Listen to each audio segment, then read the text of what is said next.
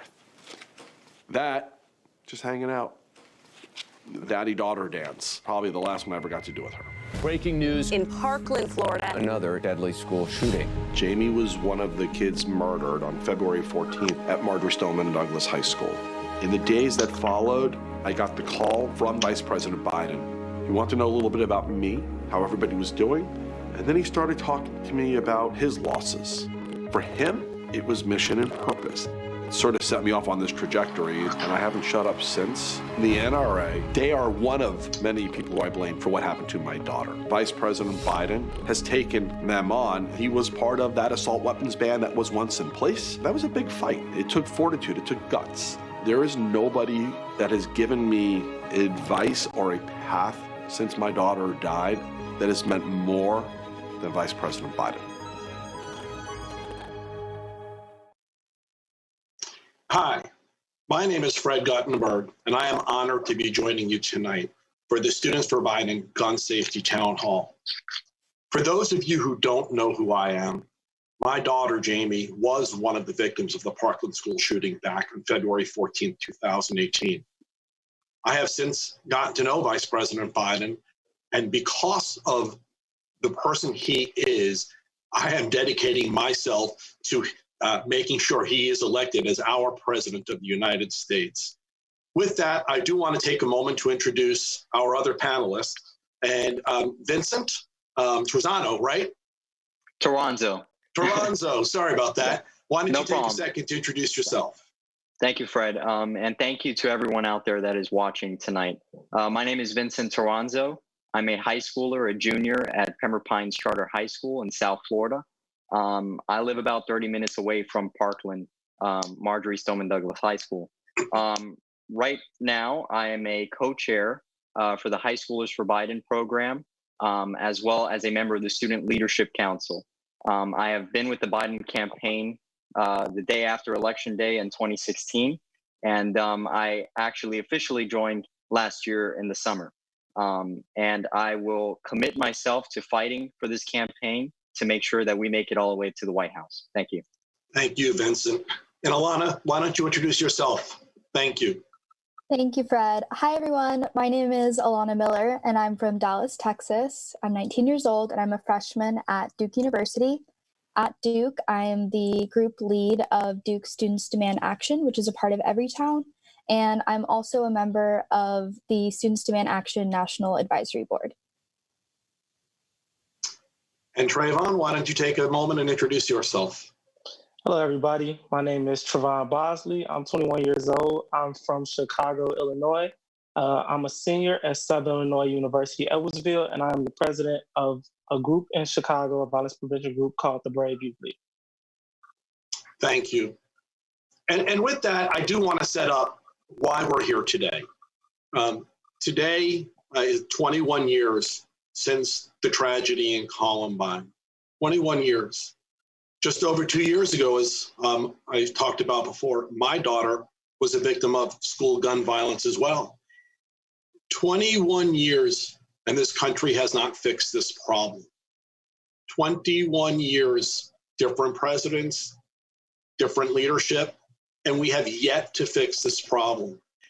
The reason we're having this town hall today is because of the Vice President's commitment to fixing this problem, to making sure that when you kids go to school, you have the peace that goes with knowing you can go there to study and learn and not have to worry about jumping under a desk. Kind of the peace that you probably are having right now at home while we're quarantined. So that is the reason that we're here today. We're going to talk about the Vice President's policies. We're going to talk about what matters most to you. We're going to talk about why you all need to commit to voting. And so with that, I do want to take a minute to share with all of you my personal story. And then I want to give the other panelists a chance to do that as well.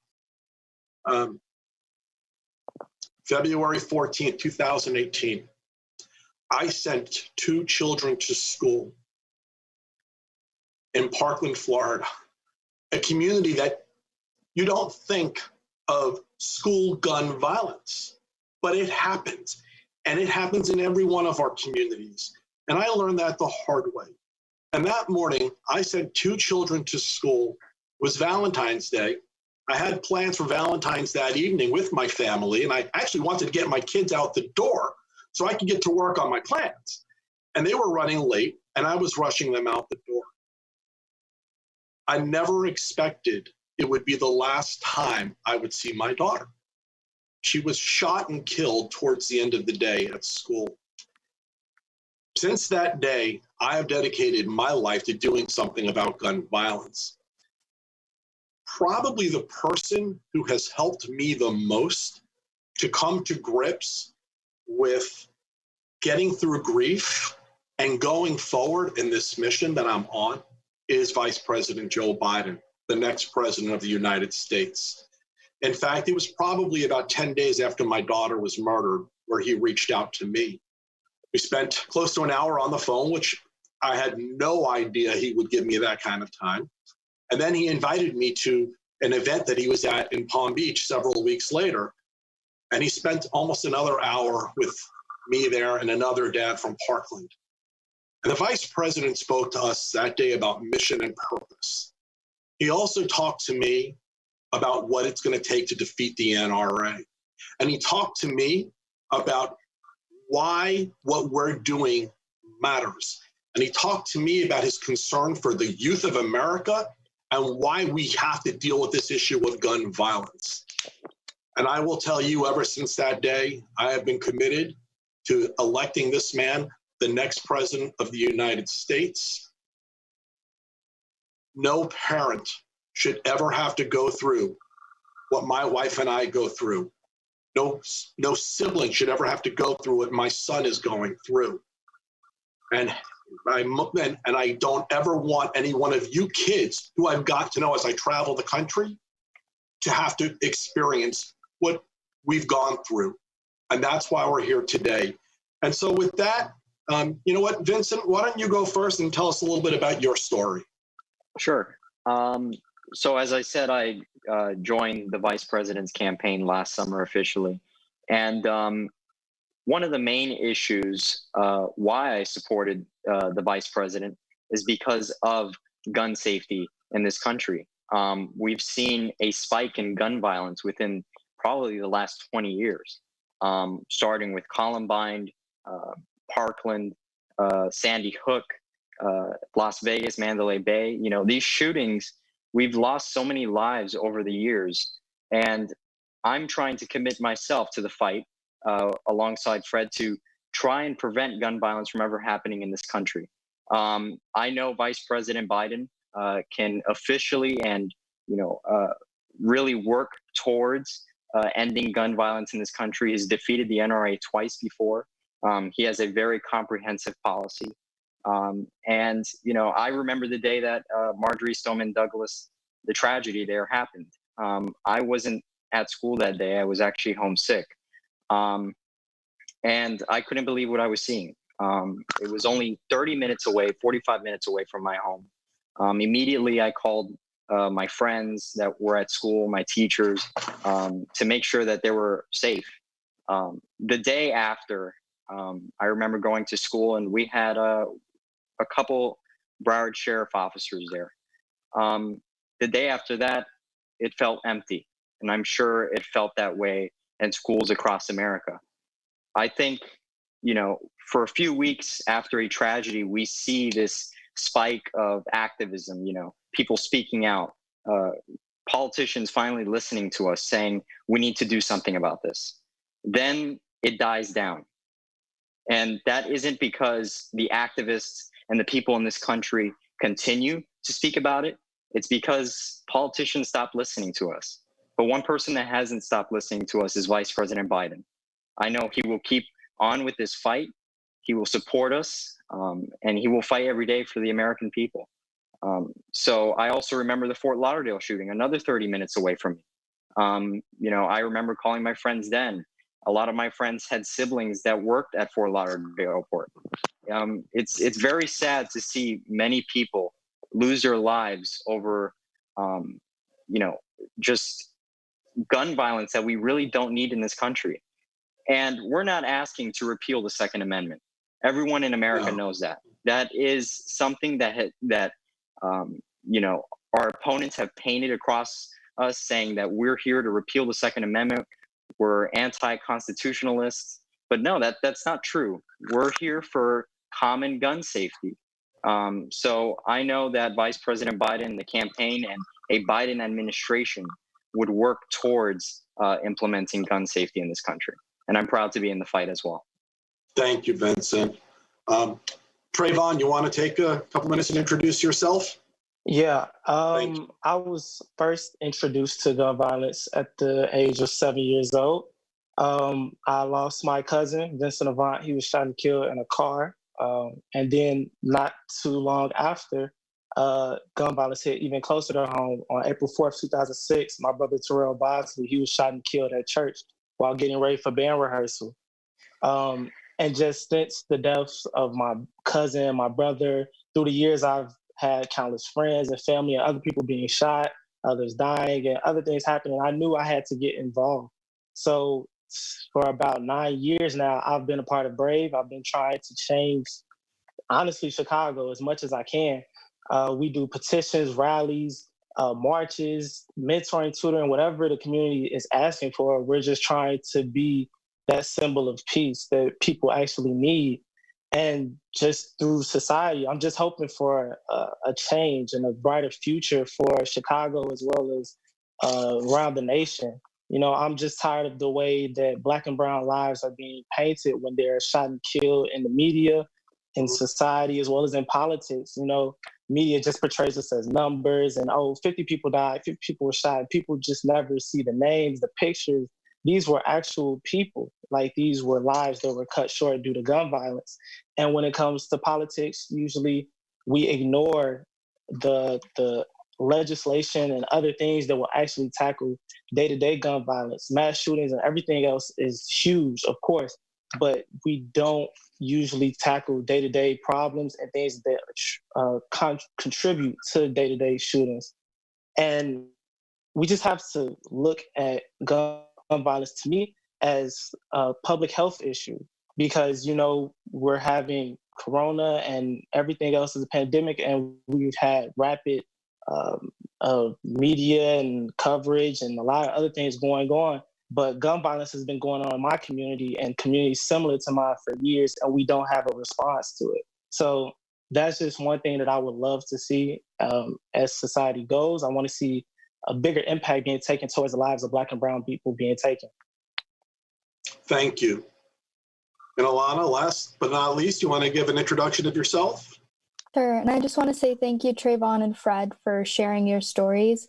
I've had the privilege in the last 2 years that I've been in a part of this movement of meeting you two, of meeting a lot of now some of my closest friends who have lost loved ones to gun violence. And I think that, you know, whenever I'm having a hard day and wondering, you know, how I'm going to keep going, it's your stories that are why I'm doing this. And so I first got involved after the Parkland shooting. And right before that, actually, in November of 2017, I did high school debate. So we had a debate topic about passing background checks on all gun sales.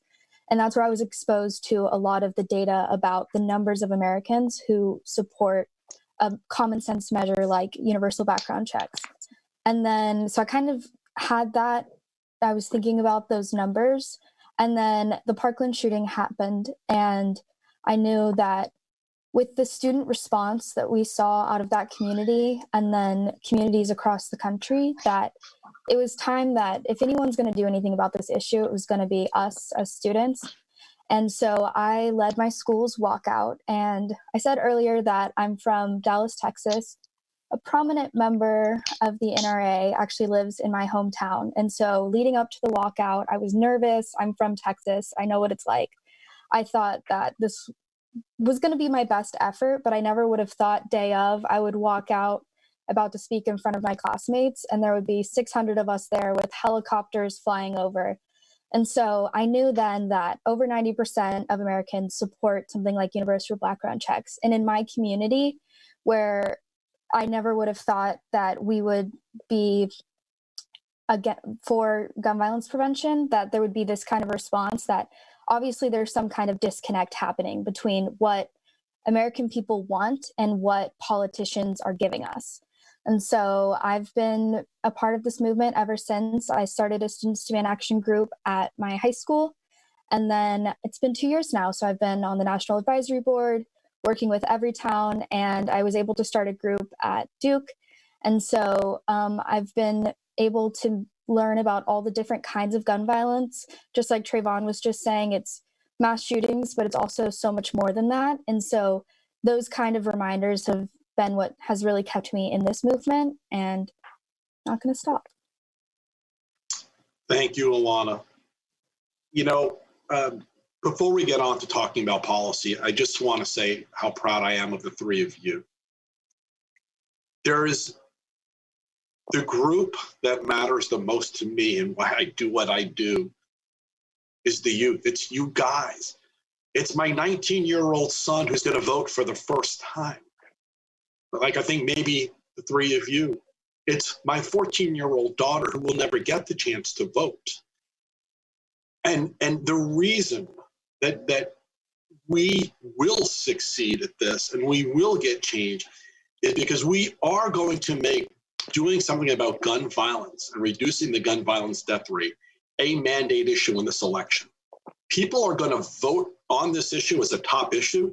And when they do, they're going to vote for Vice President Biden to be the next president of the United States because he has the character, he has the commitment, he has the policy.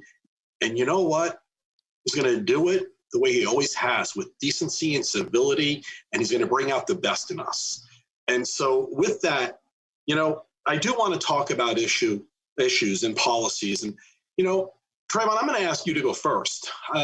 We were talking earlier, and there's a lot of facts around gun violence that you wanted to talk about, that you wanted to make sure we knew. So why don't you go ahead and talk about that? Yep. Just one thing that for sure I wanted to emphasize is just this week, there have already been 16 people shot here in Chicago, and today is Monday. And just this year alone, there have been 699 people shot here in Chicago. So it's obvious to see that a point really big to me is everyday shootings and daily shootings and things that happen, you know, in inner cities like Chicago and Milwaukee and cities across the nation. And I've seen one policy that stuck out to me that Joe Biden is trying to push is the $900 million allocated to proper intervention. And the one thing about that, I just want to make sure that he truly pushes this initiative properly, because one thing for sure is intervention does play a part in gun violence and the day-to-day shootings, but prevention is also a huge measure.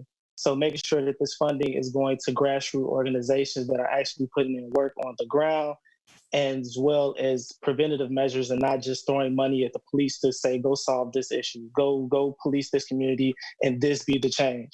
So one thing that I want to make sure that this campaign understands is that gun violence has been going on in these communities for a long time. Mm-hmm. I know we've talked about Joe Biden's past, as well as we talk about the Trump administration, but gun violence in my community has looked the same through both administrations. So I want to make sure that for future reference and for everything going on, and when Joe Biden eventually gets elected into office, that he is making the proper measures to actually change the things going on in my community. I really appreciate you sharing that. And I'm actually going to ask Vincent and Alana to talk about what matters most to them as well, because as you know, he has a real comprehensive plan, whether it's background checks and closing loopholes like the boyfriend loophole, or it's banning assault weapons, or PLACA, which is a law that I became unfortunately way too familiar with because it prevents me from holding the manufacturers of these weapons accountable for the carnage that they're causing on our streets. So Vice President Biden has a real comprehensive plan to deal with this issue, to lower the gun violence death rate, to reduce not only the violence that goes with homicides, but also to deal with the mental health aspects and to reduce suicides. So with that, and you know what, Alana, I'm going to go to you first. I mean, talk about what matters most to you and the kinds of things that you think everyone should know. Sure. I think there's probably three parts of Vice President Biden's plans that really stand out to me as being something that's important to young people.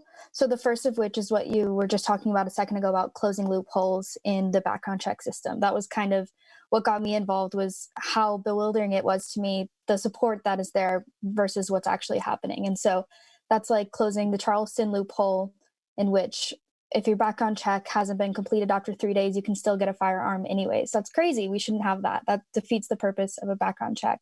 And then the boyfriend loophole, just like you said. And then I think the second one is enacting red flag laws federally. So we've seen some movement with those in states, but we really need something more widespread. And so a red flag law looks like petitioning a loved one, someone close to a person who is in crisis, petitioning the court so that someone's firearms are temporarily removed from their possession. And that's important because we know that loved ones, law enforcement, they're the first to know when someone is in crisis and when something is wrong. And so it's due process. It's not, like Vincent was saying earlier, it's not taking away someone's right to a firearm. It's petitioning a court. A judge has to approve it, goes through all the proper measures. But I think that that's something that would really save lives. That's going to prevent domestic violence, suicides. Just whenever someone's in crisis, then removing something that can turn a situation deadly. And then lastly, I think really importantly, just like Trayvon was talking about, was the plan to invest in intervention programs in cities that experience disproportionate rates of homicide and gun violence. Because for way too long, cities like Chicago, areas like Oak Cliff and Dallas have just been underinvested in, and they've been ignored. And I think we need someone in the White House who is going to pay attention to these communities and work with grassroots organizations like Trayvon was talking about, these groups that are already in these cities who have been doing this work for decades, but they're under-resourced and they don't receive the attention that they deserve. And so if we can give them what they need, which is funding, then they'll be able to do incredible work, just like they're already doing in their communities. Well, thank you. And I'm glad you mentioned extreme risk protection orders, or many states call them red flag laws. That's what we call them here in Florida.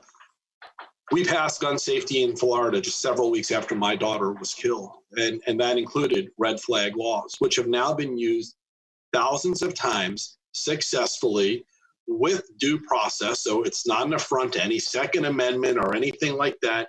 And it has saved lives. We have stopped shootings. We have stopped murders in Florida because of the red flag laws. They should be the law of the land. It is shameful that with the data we have now, this administration has not been able to get it done, but future President Biden will. So I appreciate that you brought that up. And I think Vincent, go ahead. Sorry. I was just going to say, ahead. I think that Florida is a perfect example of why we need this federally, because in Texas, that's not something we have, even though the El Paso shooting was just a couple months ago, as an example. And so we haven't seen the same movement with our state government. And so we really need something nationally. You know, Florida is also a perfect example of something Vincent said earlier around Second Amendment, because we did pass gun safety in Florida. There is not a single legal, lawful gun owner who spends a second thinking about the law that we passed here in Florida, because it doesn't affect them. But it does keep weapons out of the hands of those who may want to kill. So it is an example of how gun safety isn't about removing anybody's Second Amendment right. It's about protecting our rights to life, liberty, and the pursuit of happiness. So I appreciate you bringing that up. Vincent, your turn. Yeah. So what I find most impactful in my life, when looking at the vice president's policy, it does a lot. And I know for a fact that with all the issues that he covers, through what he cares about in America going on right now, we will elect him as the next president of the United States. But within that policy that he has against gun violence, he wants to ban the manufacture and sale of assault weapons and high capacity magazines. But right now, federal law prevents hunters from hunting birds with more than 3 shells in their shotgun. Essentially meaning that federal law protects ducks more than kids. That's not right. And we see that clearly. And I know Vice President Biden will fix that once he's president of the United States. But it's not just about taking care of these issues at the federal level. It's also about the communities and the local level, the state level. Right now, when looking at Parkland, we've seen that the response that could have stopped this carnage wasn't there. And I know, Fred, you know a lot about this. When it comes to how the community or county government, Broward County specifically, handled this, they didn't handle it too well. No. And, we could do a lot by voting for community leaders, voting for the right people. And I can tell you right now that a lot of the people that made these mistakes during the Parkland shooting are on the ballot right now. So we need to make sure that, we research these candidates. We make sure that these candidates in our local elections will do everything they can to try and prevent gun violence and elect them to office, because that's very important. Thank you, Vincent. So next, what we're going to do is we have some questions that were submitted that we're going to answer. But before we do that, I think we have another video that we're going to show. So thanks, guys. Opens in the middle of a class, I think about the possibility that someone is going to get in here. We'll be back in 1 minute. We had 2 shooting threats while I was a student at my high school. Unfortunately, you just hear it and you're just like, again, again, again. It's really frustrating. I don't feel like anything's getting done. And that's probably the biggest reason why I want Joe Biden to be the next president. There's no one that I trust more than Joe Biden to address gun violence in America today. He was the guy who got the assault weapons ban passed. Joe Biden has a long history of beating the NRA. The American people matter more than what the NRA thinks about him. He doesn't care that they hate him. That's who Joe Biden is to me. The person that's going to be able to get to Washington and get it done.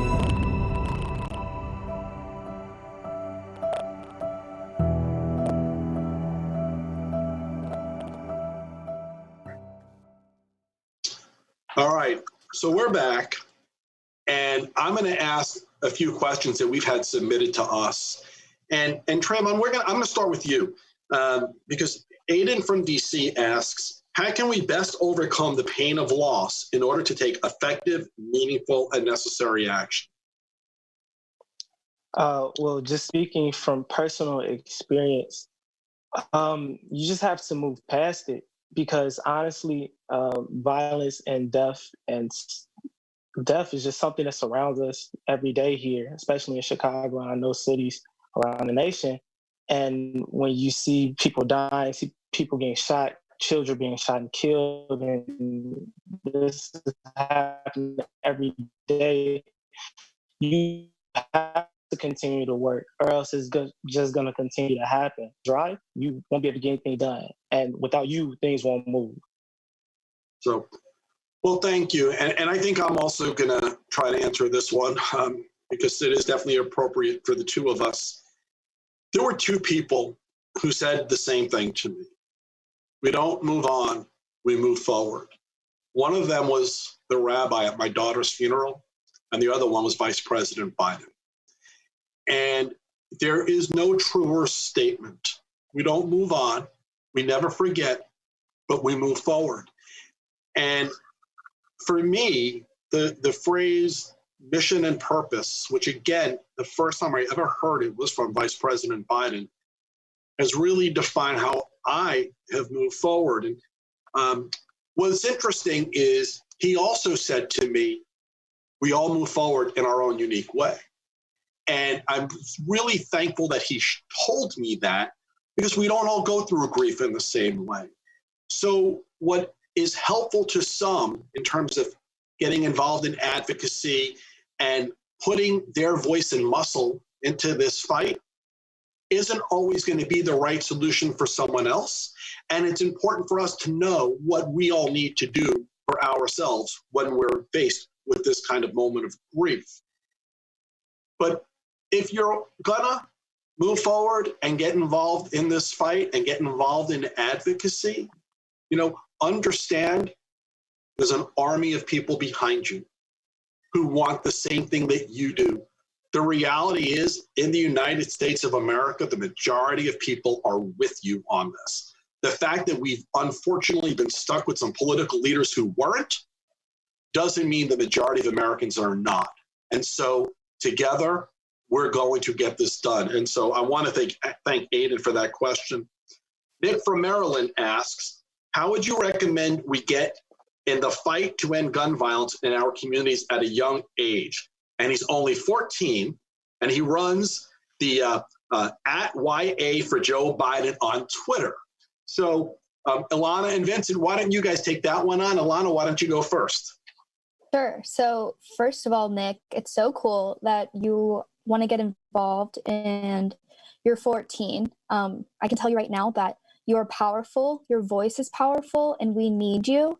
And so one way that you can do it, one way that worked for me, is finding people around me, specifically my peers, people I went to school with, who also cared about this issue. So after I led my walkout, I said that I started a Students Demand Action group. So that was a way for people who also wanted to have an impact at my school for us to get together, twice a month, once a week, however often, so that we could organize within our school to make a difference beyond our school. And so I think finding a community of people who are with you is going to make it much easier on you. It's going to make you feel like you're not alone.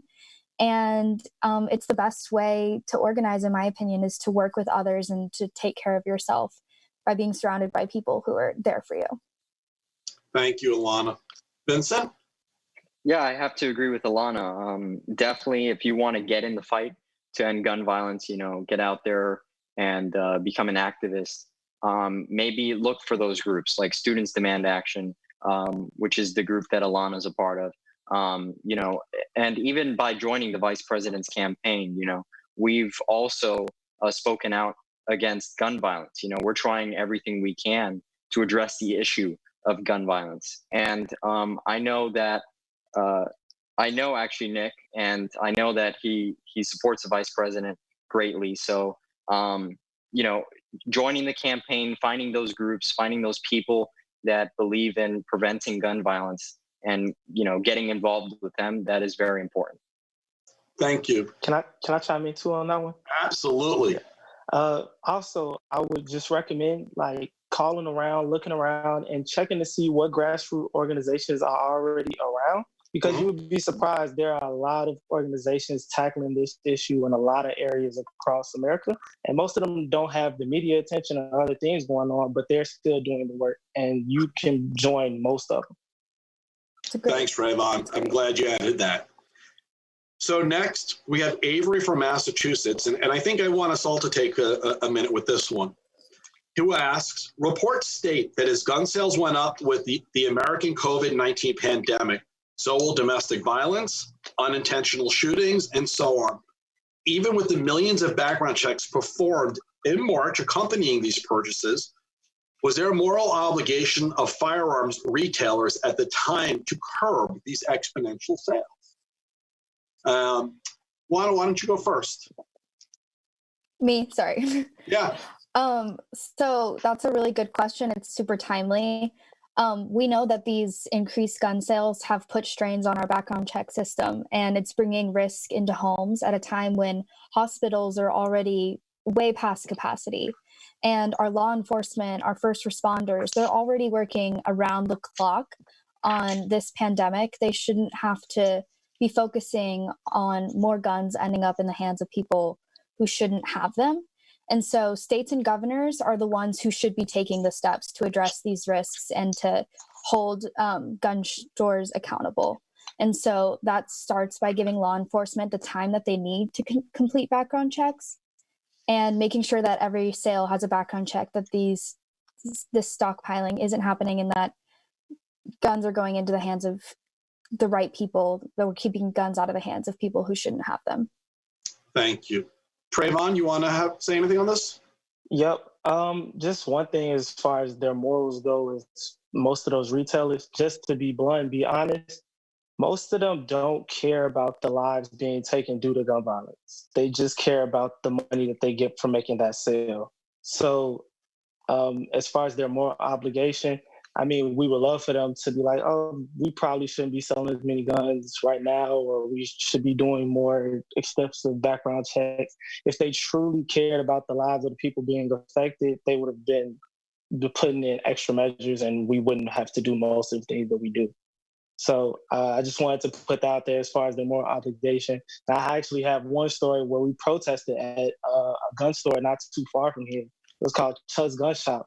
And during our protest and our march, I've witnessed the owners of the store and a lot of people that work at the store, they yelled and cursed at a little girl. So when it comes to moral obligation, yeah, that's a kind of a miss.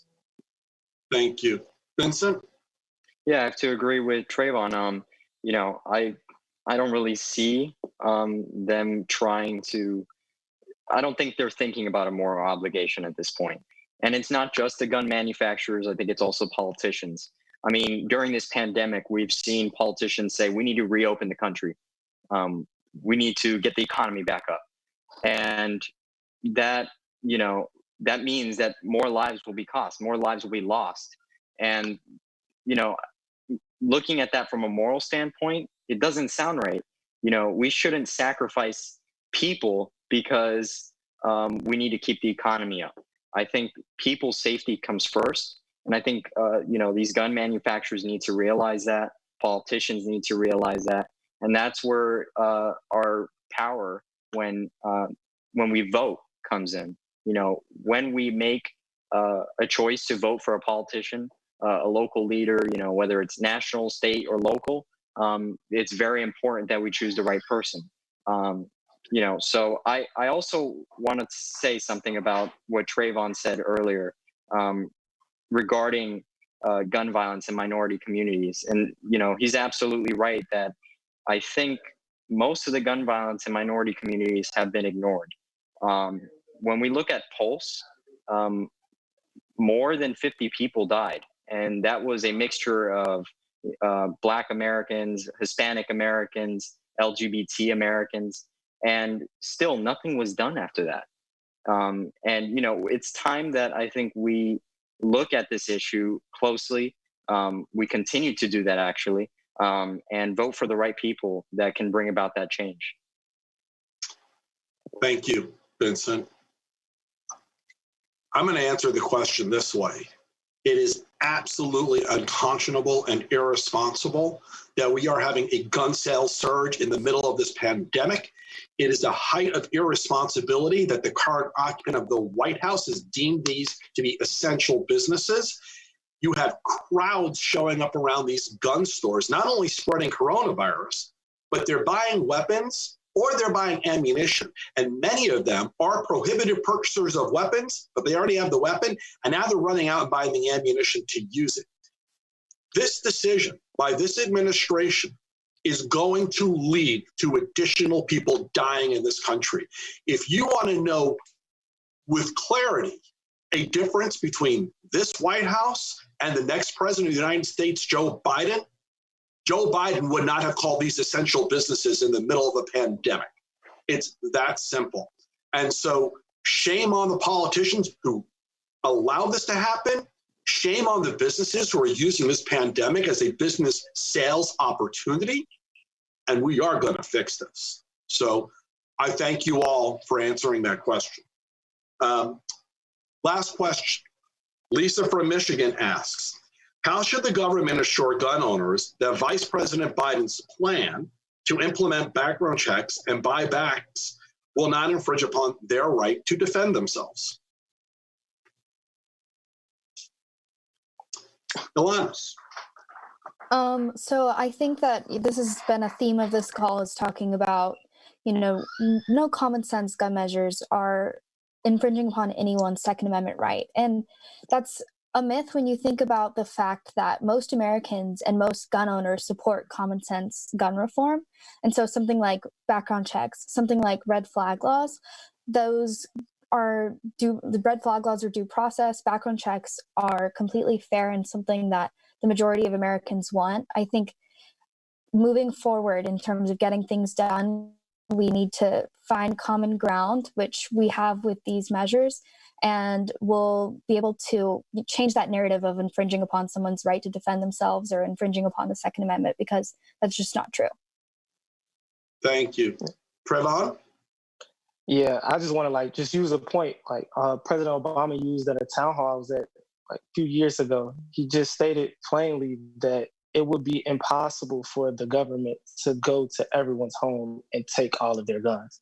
It literally is just impossible. So for those people who are worried that a background check, I won't be able to get a gun anymore. If you can't get a gun with a background check, I think that's the problem. I don't think that has anything to do with any of the laws being in place. Thank you. Vincent? Yeah, I agree. When we look at the Fort Lauderdale shooting, for example, at the airport, the shooter had obtained a gun and he underwent a background check, but he didn't, it was after the fact that we found out he had schizophrenia. I don't know how he obtained a weapon, knowing that, he has a mental illness, but I don't think that, the common sense gun owners, those that, I personally know people that own guns that are for common sense gun safety laws. I don't think there's one person that is a reasonable human being that would be against common sense gun safety laws. So, I just think that as long as we push for it, because, more lives will be lost. Really, more lives will be lost if we don't push for this. It all falls on the politicians as well. So, in fact, there was one thing that happened with, I believe, Representative Steve Scalise, that he was involved in a shooting. When that happened, I thought he would probably go against gun manufacturers, go against the NRA. But that didn't happen. Exactly. That didn't happen. And we've seen that attitude from the NRA as well. After Columbine happened, the NRA went to Denver, Colorado, and they held a rally. If that's not insensitive, I don't know what is. But, I think that people looking at the attitude and, the things that the NRA is doing, the things that politicians supporting or bought by the NRA are doing, I think the American people will fully soon wake up and realize that we need to do something about this. Thank you, Vincent.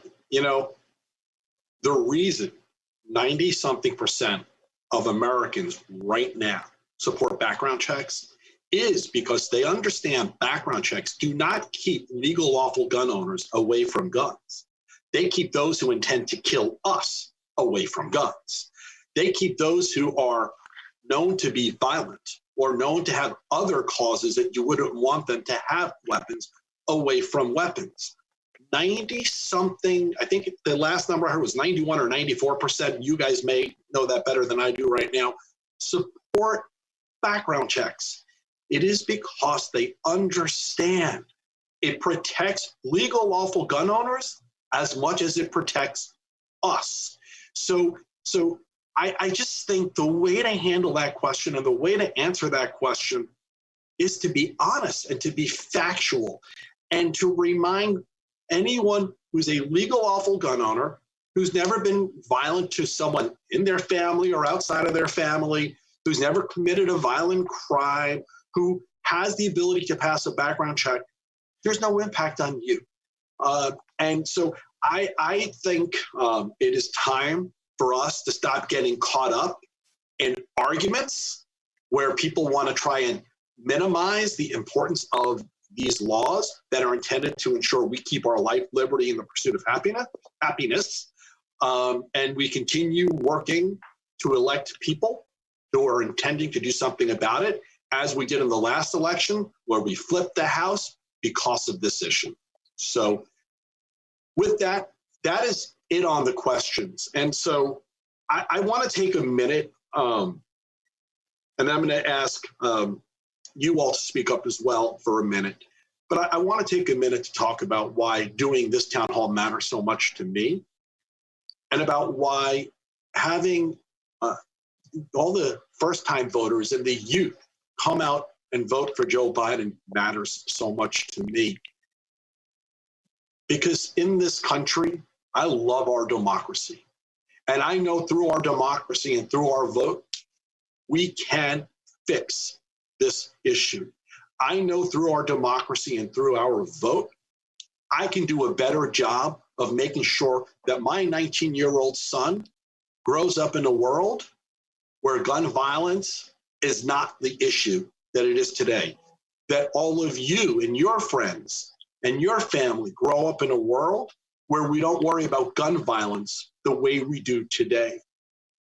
I want all of you, and I want my son, to grow up in a world where you're going to have kids and you're going to be able to look back and say, because of the work that we did to elevate this issue, because of the work that we did to elect Joe Biden president of the United States, we can walk freely, we can go to school and not worry the way we do now that in the very next minute, we could become the next victim of gun violence.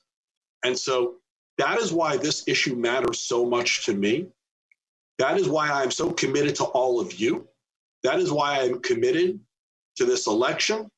And I just really appreciate that you've all given me the chance to do this with you tonight. I hope we have a lot of young people watching because this election is for you. So thank you. Ilana, why don't you take a minute and go next? Sure. So I've mentioned a few times throughout this panel kind of how amazing the disconnect is to me between what the people want and what our politicians are doing for us. And there's a way that all of us can fix that, and that's by registering to vote and getting our friends to register to vote and going out to vote and holding politicians who don't vote our way accountable and electing leaders who are going to represent us and protect our communities. And so this goes back to answering Nick's question from earlier in terms of how we can get involved. That's by registering to vote. And every town actually has a tool to register voters. It's the easiest thing in the world. You text future to 64433 and it will walk you through the entire process no matter where you are in the country and get you registered to vote. And it will give you reminders about when your next election is, where to go and how to do it. And so that's what all of us are going to be doing and what all of you at home need to be doing as well to continue fighting for this issue. Thank you, Ilana. Trayvon, why don't you go next? Yeah, just one thing that I want to reiterate, as I said before, even during the pandemic, violence is still flourishing in my community. People are still being shot and killed. I still hear gunshots and police sirens every day. And through both administrations, the violence has been the same. So with this next election coming up and Joe Biden taking office, we need to make sure that he stays on the gun violence going on in these communities. And we need to make sure that this $900 million that should be allocated, that it actually gets pushed through and that even more initiatives are being put in place to make sure the gun violence in these communities is stopped. Thank you. Vincent, last but not least.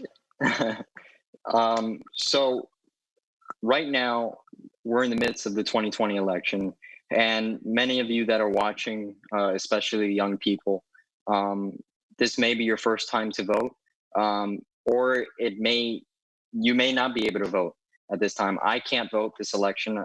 I turn 18 in November 22nd. So I missed the election by a couple of days. But for those of you that can't vote, but still want to get involved, you can. It's very important, that you get out there, you talk to people, you text people. I know we're in the middle of a pandemic, so we can't knock on doors, but hopefully we will return back to normal and we'll be able to talk to voters and tell them, what's at stake in this election. This election is about all of you. And 4 more years of this same administration will change the character of this nation extremely. So I think if we can all get involved, we can go out there, talk to people, text people, make our voices heard, that this is an issue that we care about, and that there are no second chances when it comes to this election. I think we can truly make change and elect Joe Biden to the White House. As Barack Obama, the former president, said, he believes in our ability to bring about change, and we need to do that as well. Thank you, Vincent. And with that, we're going to wrap it up tonight. I want to thank everyone for joining us. I want to thank the three of you for this amazing conversation.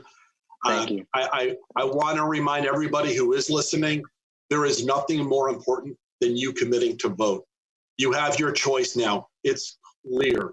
So commit to vote for Joe Biden as the next president of the United States. And please go visit joebiden.com to see what's going on and to get involved. And I hope to see you in future virtual conversations like this until we all get out of and we can start seeing each other in person again. Thank you all and have a good night. Thank you.